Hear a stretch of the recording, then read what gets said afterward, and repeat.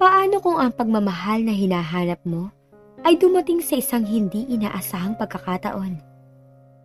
Minsan, ang pinakamagandang pagmamahal ay hindi mo hinahanap. Dumadating na lang sa isang sulyap. Sa mga pagkakataong yun, hindi mo alam kung sasabayan mo ang tibok ng puso o kung dapat mo nang layuan upang hindi masaktan. Pero ang totoo, sa bawat hakbang, sa bawat pagdapo ng mga mata, may isang bahagi ng puso mo na nagsasabing, tadhana na to, at sa kabila ng lahat ng takot, natutunan mong yakapin ang pagmamahal na hindi mo inaasahan. Magandang araw po muli sa lahat ng mga listeners ng aming channel.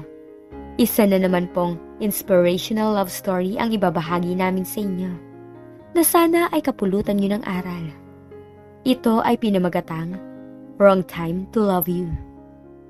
Pero bago tayo magpatuloy, kung bago ka pa lamang sa aking channel, ay pakilike po ng ating video. Pakiclick din ng subscribe button at bell icon para lagi king updated sa mga parating ko pang uploads. Ano to? Gulat at inis na sambit ni Sarah habang hawak ang isang damit. Bakit? Anong problema? Tanong ni Calvin, halatang naguguluhan sa reaksyon ng nobya. Gusto mo ba talaga isuot ko to? Sabay hagis si Sarah ng damit sa sofa, halatang hindi natuwa.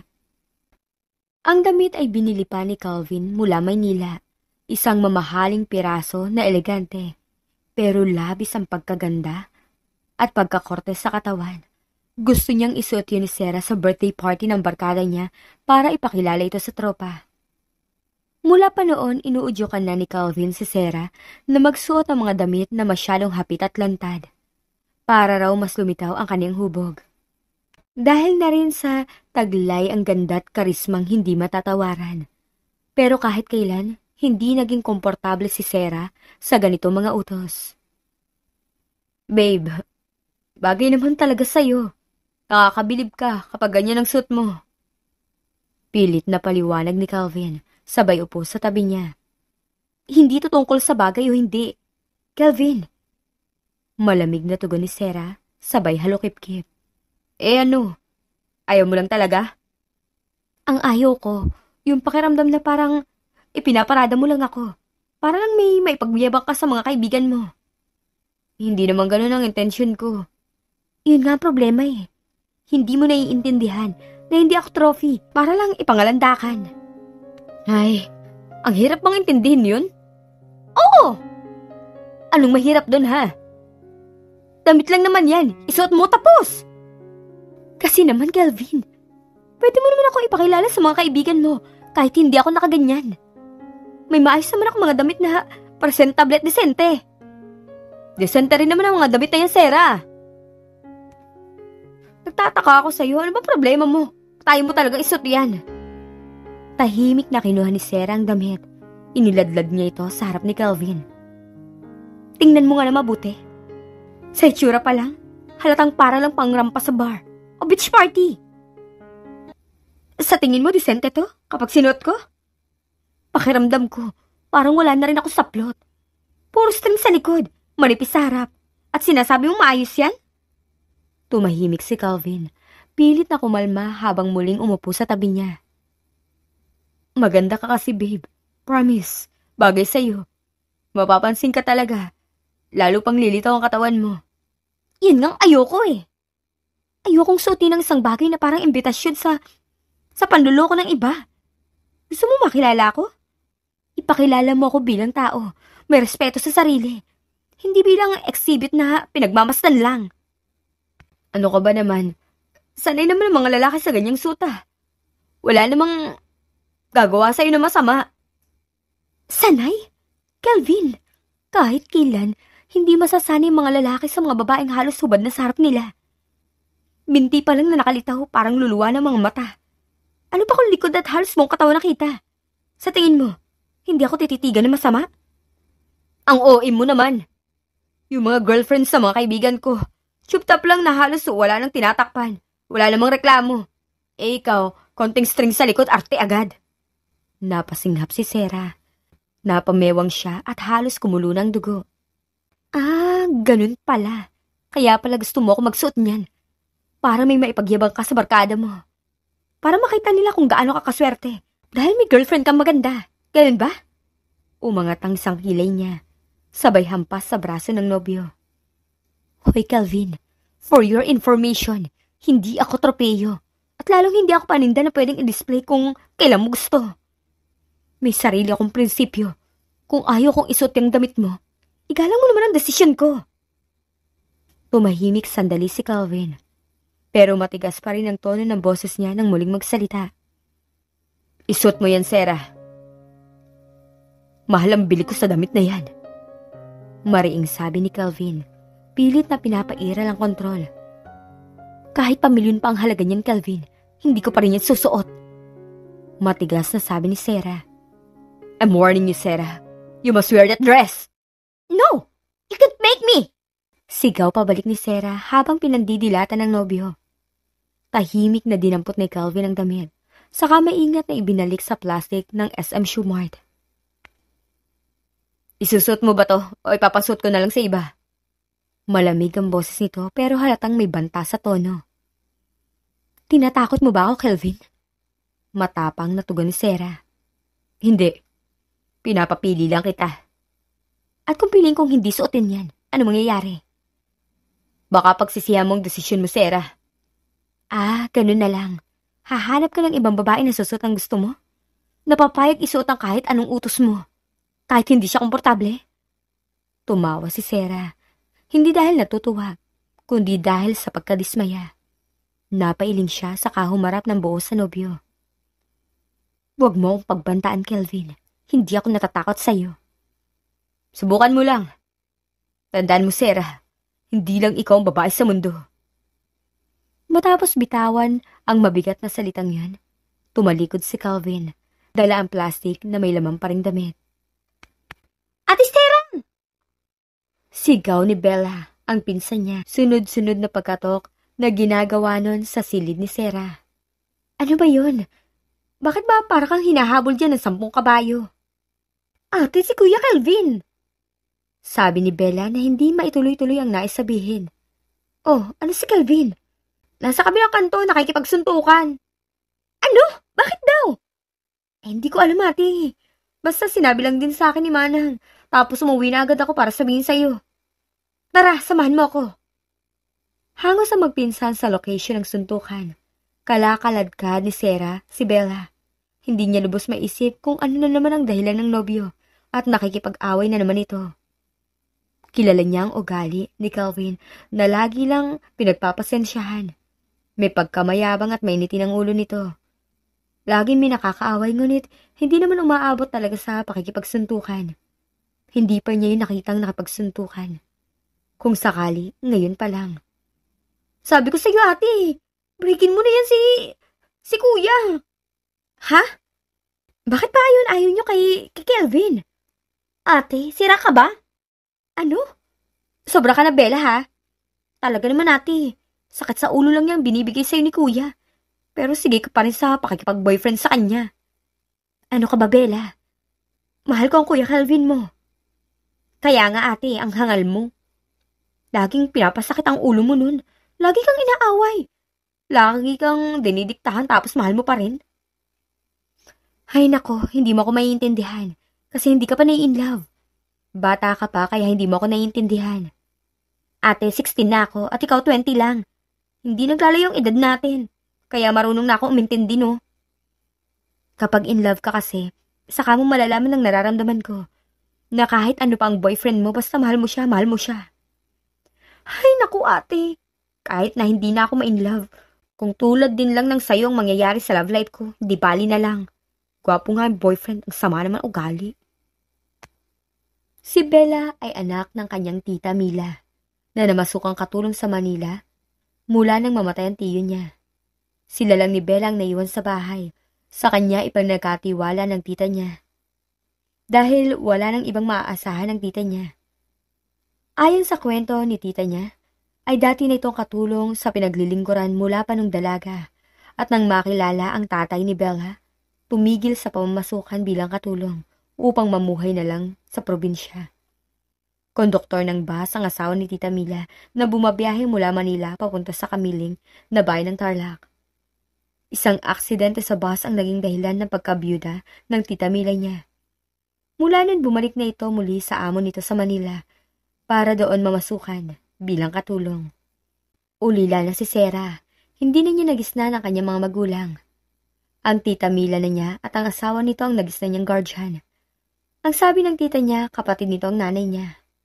Noong third year college si Sarah ay napilitan na siyang huminto sa university na nasa loob lamang ng Tarlac dahil hirap na ang tita niya na pag-aralin si Bella. Siya nang nagkusang magsabi sa tita niya na patigilin na siya at si Bella na lamang ang pagtuunan nito ng pansin.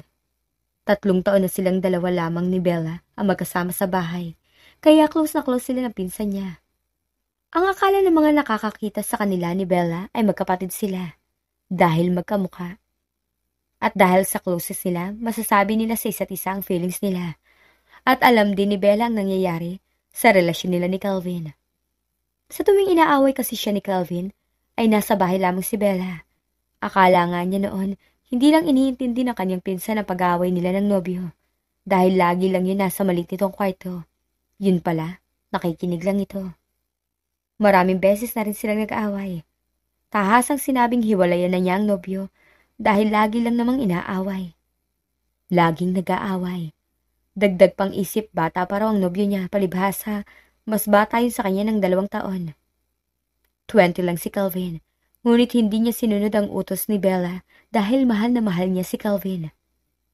2 years na sila magkarelasyon. Nasasabi mo lang yan dahil hindi pa dumarating sa'yo yung ma-in love. Teka, saan ba yung Bella? Pag-iiba niya ng usapan dahil alam niyang hindi siya titigilan ng pinsan sa pagmumukha sa kanya ng mga ugali ng kanyang nobyo. Doon sa kabilang kanto pa ate, pagliko. Nanlaki ang mga mata ng dalaga nang tumambad sa kanyang nangyayari. Nagpapambuno ang 2 lalaki. Nagsusuntukan kahit na parehong bagsak na sa lupa. Nagpalipat-lipat ang mga mata ni Sarah sa 2 lalaki. Nalilito siya. Hindi niya alam kung paano aawatin ang 2. Sa tanang buhay niya, ngayon lang siya makakapag-awat na nagsusuntukan. Ate, anong gagawin mo? Aawatin ko sila. Hindi mo ba nakikita? Malaki ang kalaban ni Calvin. Baka kung mapano siya. Ay naman ate, pabayaan mo siya. Gusto niya siguro yan kaya nakikipag-away siya. Kita mo namang walang gusto umawat sa kanila oh. Baka mamaya ikaw pamasaktan dyan. Hindi pwede. Hindi ko matitis na makita si Calvin na nasasaktan. Calvin, tama na yan. Tigilin mo na siya. Ano ba? Bitawan mo nga ako. Pero ayaw nang mangyari ni Sarah na magkalapit muli ang 2. Sige siya ng hata kay Calvin, kaya nawalan sila ng panimbang at tumalsik sila sa may kanal. Tawanan ang mga nagsisipanood dahil bumagsak ang 2 na nakakandong si Calvin kay Sarah. Inis na tumayo si Calvin at hindi man lang inalalayan si Sarah para tumayo. Si Bella pa ang maagap na tumulong sa kanya para maitayo siya. Salubong ang mga kilay na pinagpaglamang ni Calvin ang kanyang polo sa tapat ni Sarah. Hey, ba't ba nakikialam ka? Sita ng kasuntukan ni Calvin kay Sarah. Paano ko hindi ba kikialam? Boyfriend ko ang binabasag mo mukha. Mataray na sabi ni Sarah. Napangisi ang lalaki. Ha? Girlfriend ka ni Calvin? Tapos girlfriend din niya si Mia? Ayos ka rin pare no? Tila nahimasmasan naman si Calvin sa realisasyong nasa harap na pala niya si Sarah. Ano ka mo? Ikaw sabi ko. Girlfriend ka ni Calvin tapos girlfriend niya rin si Mia. Kaya nga nagsuntukan kami kasi sinupulan ko si Mia eh. Ganda kasi na suit eh at ang puti-puti. Sabi ni Calvin, wag ko raw lolokohin ng girlfriend niya. Tapos sinuntok na agad ako. Hindi makapaniwala si Sarah. Nakita niyang nakayoko si Calvin. Hawak ang pisngi nun at hindi tumitingin sa kanya. Inilipat niyang tingin sa babaeng katabi nito na pinupunasan pang dugo sa labi ni Calvin. Saka lang napansin ni Sarah na suot nun ang damit na pinapasuot sa kanya ni Calvin nung nakaraang gabi. Bumigat ang dibdib ni Sarah. Isang gabi lang ang lumipas. Pinagpalit ni Calvin ang 2 taong relasyon nila. Nais maiyak ni Sarah. Nais sumabog ng dibdib niya. Nanggigigil siya rito sa galit. Nag-aalala pa naman siya rito at ayaw niyang masaktan si Calvin. Ayaw niyang mapahamak, kaya inawat niya yun sa pakikipagsuntukan. Naikuyom ni Sarah ang kanyang mga palad. Lahat ng kasalanan ni Calvin ay pinalampas niya. Lahat ng nakakainis sa ugali nun, pinagpasensyahan niya. Ngunit sa pagkakataong to, hindi niya mapapalampas ang huling kalokohan nito. Tiim ang bagang na nilapitan ni Sarah si Calvin habang nakayakap pa rito ang babaeng labas ang likod sa suot nitong pantaas na damit. Bumuka ang bibig ni Calvin. Magsasalita pa sana yon nang biglang umigkas ang kamao ng dalaga sa pisngi nito. Binigyan ni Sarah si Calvin ng one solid punch sa mukha mismo. Napanganga si Calvin at ang babaeng nakayakap dito at sabay na napatingin kay Sarah. "Magsama kayong dalawa. Break na tayo!" sabi ni Sarah, sabay talikod hatak si Bella. "Ate, tama na! Tigilan mo ng pag-iyak. Kaninang umaga ka pa eh." "Sakit-sakit kasi, Bella." "Oo na, ate." Naiirita nang sabi ni Bella. "Kaninang umaga mo pa yung sinasabi. Magagabi na. Hindi ka ba nagsasawa sa kakaiyak sa walang kwentang lalaking yun?" "Hindi mo kasi nararamdaman yung nararamdaman ko. Kaya hindi mo ako naiintindihan eh." "Ate naman, ano pa ba kasing iniiyak mo? Pabuti nga yun na hanggat maaga, nalaman mo na ang ugali ni kuya." "Nasasaktan kasi ako. Mahal na mahal ko si Calvin." "Gumising ka nga, ate. Ang boba mo na talaga. Nakita mo na nga, ipinagpalit ka sa ibang babae. Tapos sa yun, pinagmamalakihan ka pa. Mahal mo pa rin?" "Eh, ano magagawa ko? Mahal ko talaga si Calvin eh." "Alam mo, ate, nakakainis ka na talaga." "Eh, ano bang gagawin ko?"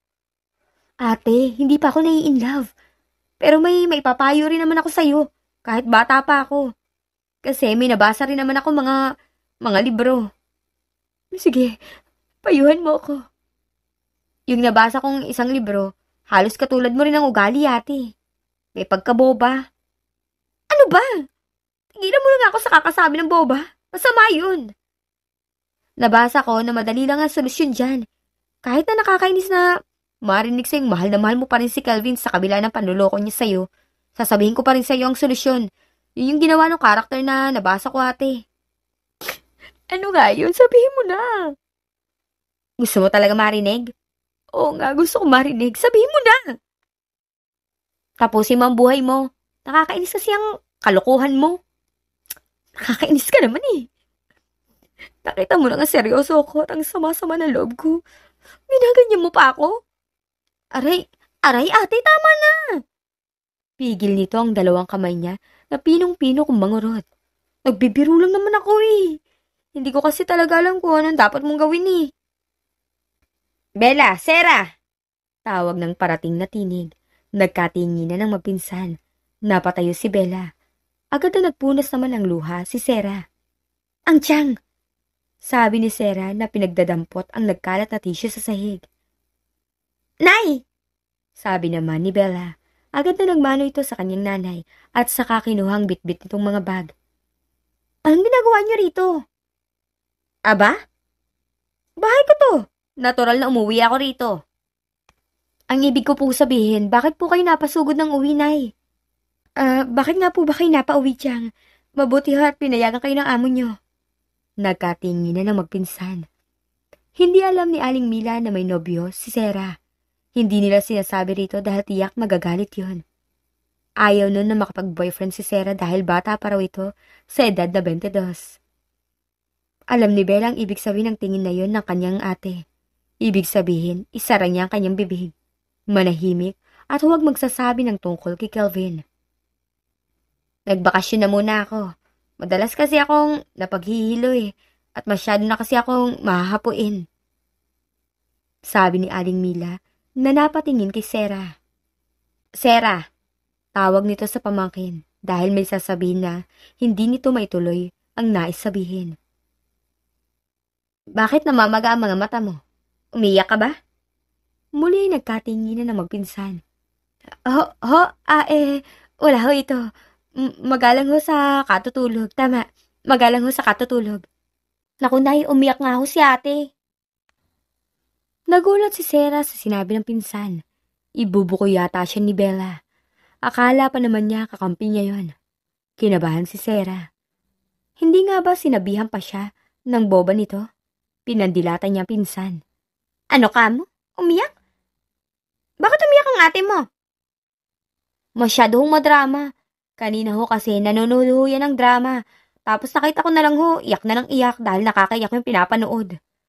Nakahinga ng maluwag ang dalaga. Nako, ikaw ngang bata ka. Huwag panood ng drama ha. Nakita mong epekto niyan sa'yo. Masyado ko na rin iyakin. Hindi naman ho, Chang. Siya nga pala. Si Aling Mila na binuksan ng bag at inilabas ang pasalubong na lansones sa magpinsan. Hindi na muna ako makakapagtrabaho kasi nagpatingin ako sa doktor. Mahina raw ang puso ko. Kaya kailangan ko na muna magpahinga. Magtanong-tanong ka sa mga kaibigan mo, Sarah, kung sinong gustong mamasukan sa amo ko. Kasi ayaw nila kumuha ng hindi ko rekomendado. Delikado kumuha ng hindi kakilalang katulong sa panahon ngayon eh. Ang mga agency naman ng katulong, napasok na rin ng mga sindikato. Kaya ang akala mong katulong hindi pala. May kasabot pala ng mga akyat bahay. Chang, bakit hindi na lang ho kaya ako? Ikaw? Hindi pwede. Chang, bakit naman po hindi pwede? Ako na lang ho. Total, kaya ko naman magtrabaho. At isa pa, para may panustusukay sa pangangailangan dito. Ipapadala ko ang sweldo ko. Natigilan si Aling Mila. Tila may pangamba sa kagustuhan ni Sarah. Ayaw niyang papuntahin doon ng dalaga. Maya-maya ay bumuntong hininga. Naisip na wala naman siguro masamang mangyayari sa dalaga. Ang isa pa, may katwiran nito. Ayos lang ba sa'yo, Iha? Kaya mo kaya? Chang, kaya ko ho. Ang isa pa, gusto ko namang makalis dito sa lugar natin. Gusto ko makapunta sa ibang lugar. Ang totoo kaya gusto niyang mamasukan sa amo ng tiyang niya ay upang makalayo kay Calvin. Para magpagaling ng sugatan niyang puso. May binigay na address ang kanyang tita Mila. 6:00 na siya ng gabi dumating sa lugar na yon. Tiningala ni Sarah ang mataas na kulay pulang bakal na gate. Mataas at malaki ang bahay. Ang malawak na bakuran muna ang nakita niya bago ang malaking bahay sa loob nun na bungalow style. Maraming ilaw sa loob ng bakuran at sa mga halaman. Ininspeksyon ni Sarah ang gate. Hinanap ang doorbell. Nang makita, pinindot niya yon. Makailang ulit bago siya tila may narinig na papalapit na yabag. May sumilip sa nabuksang butas ng malit na gate. Anong kailangan mo, Ged? Tanong ng tinig. Pamangkin ho ako ni Tia Mila. Ako yung pinadala niya rito para kapalit muna niya. Agad na binuksan ng babae ang gate nang marinig ang pangalan ng Tia Mila. Humantad sa dalaga ang isang babaeng naka-uniforme na may kababaan ng height na sa tingin niya ay 30 mahigit na. Ikaw nga, Rod. Ikaw, Ged, ang pamangkin ni Ate Mila. Opo, bakit parang gulat na gulat ka? Aba, hindi gid pang katulong ang beauty mo, day.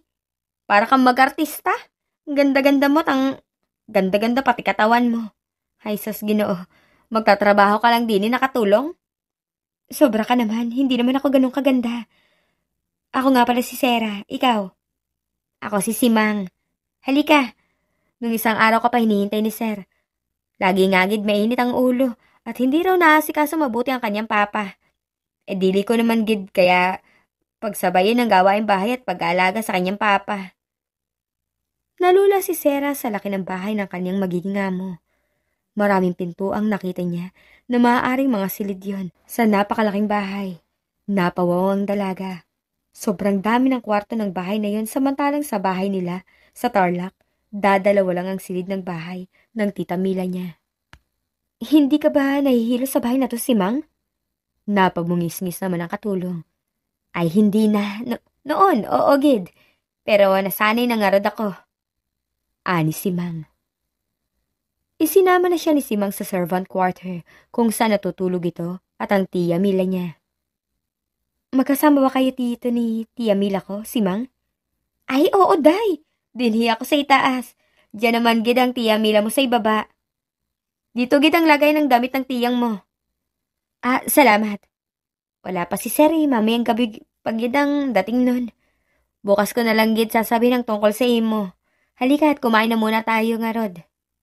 Dinala siya ni Simang sa kusina. Napakagara ng dining table. Isang malapad na lamesang rectangular ang hugis, nayari sa makapal na salaming may disenyo na puting bulaklak.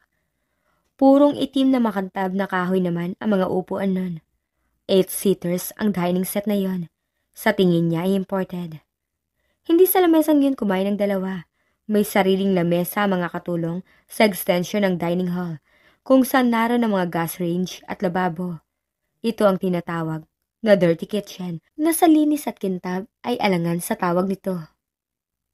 Magaan ang loob ng dalaga sa katulong. Mabait kasi at madaldal na nakakatawa magsalita. Tingin niya ganun din ang nararamdaman sa kanya ni Simang. Magaan din ang loob nun sa kanya dahil ipinaghahain agad siya. Bihira kumain din si Sir, kaya dili ako nagaluto na masarap. Ulam ko ang ginaluto ko. Bakit? Saan kumakain si Sir? Ano ba pangalan ng amo natin? Sir Teo. Nakaain yun good sa labas kasama ng mga babae. Napatangon lamang si Sera at nagkibit balikat. Hanga naman si Simang sa kanya dahil nakarating daw siya sa kolehiyo kahit papano. Kaya nga raw hindi siya bagay doon ng mga tulong lang dahil ang ganda-ganda pa niya. Panay nga ang puri sa kanya nun. Nang matapos ang dalawa at makapagligpit, tinungo nilang malawak na sala ng bahay. Binuksan ni Simang ang 30 inches color TV at saka nanood sila ng isang teleserye. Tapos na ni Simang ang lahat ng gawaing bahay at ang pagpapakain sa matandang ama ng kanilang Sir Teo. Kaya nakakapanood na yun. Hindi ka ba pinapagalitan ng amo natin sa panonood ng TV nila? Tanong ni Sera. Ay hindi. Nga ni si Sir. Nagapayag lang yon. Kapag dumating Nyora, Nita, yun nga niyang nakakatakot. Sobrang gid ang tapang nun. Si Sir Teo mabait gid. Yun sa amin ang tiyang mo. Ha? Sino naman yung Nita? Nasaan siya? Mama nga niyo ni Sir. Nasa Cebu gid. Sa Boracay daw nagbabakasyon. Dili pa nga nagbalik Mag-isang buwan na. Naalarma si Sera sa sinabi ni Simang. Hindi sinabi ng kanyang tiya na may matapang din pala itong amo. Ang sabi ng tiya Mila niya, mabait ang may-ari ng malaking bahay na yon. Mabait daw ang mag-ama. Ngunit ano itong sinasabi ni Simang na nakakatakot, Senyora Nita? Kinabahan siya. Kailan pa babalik yung Nyora Nita na yon, Simang? Dili ko gid alam Parang narinig ko pala gid na sa susunod na buwan daw, sabi ni Sir Teo. Sa susunod na buwan? May takot na tanong ni Sera. Malapit na yun